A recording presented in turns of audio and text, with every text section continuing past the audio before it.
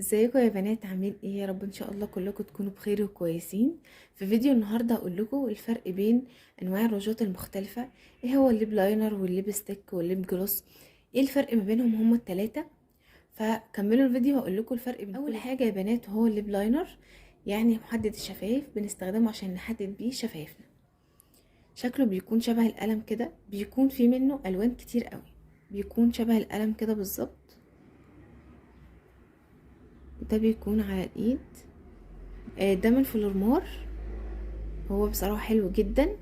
الليبستيك يا بنات بيكون فيه منه نوعين، نوع بيكون كريمي ونوع بيكون سايل او ليكويد. هبدأ اول حاجة بالليبستيك اللي بيكون كريمي. ده بيكون شكله يا بنات الكريمي ليبستيك اللي هو الشكل العادي. هجربه لكم بقى على ايدي اهو، بيكون كريمي جدا. بيكون في منه الشكل ده برضو على شكل قلم كده، هجربه برضو اهو. هقول لكم دلوقتي ايه مميزات وعيوب الليبستيك. الليبستيك يا بنات مميزاته ان هو بيرطب الشفايف، يعني مش بينشفها خالص.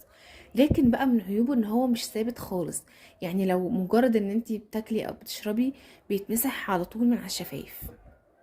تاني نوع يا بنات وهو ليكويد ليبستيك او ليبستيك بيكون سايل، وده بيكون شكله،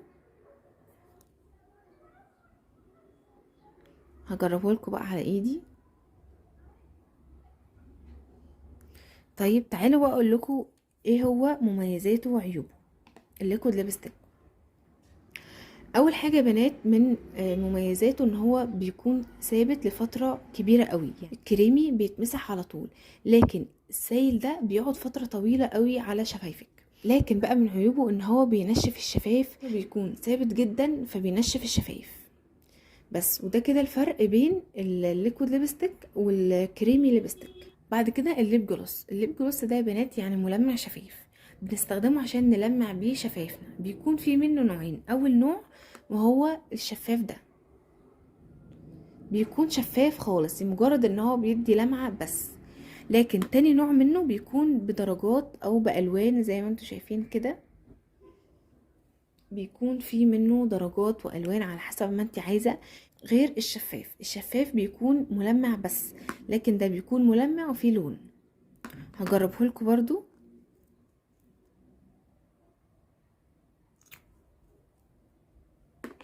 اهو يا بنات.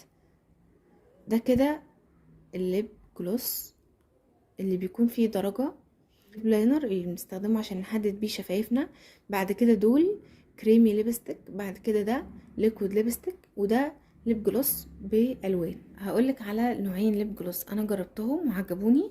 اول واحد ده من مايت سينما، حلو قوي واللون بتاعه قوي، وسعره بيكون في حدود 50 جنيه، وفي منه درجات مختلفة قوي، ده تحفة بصراحة.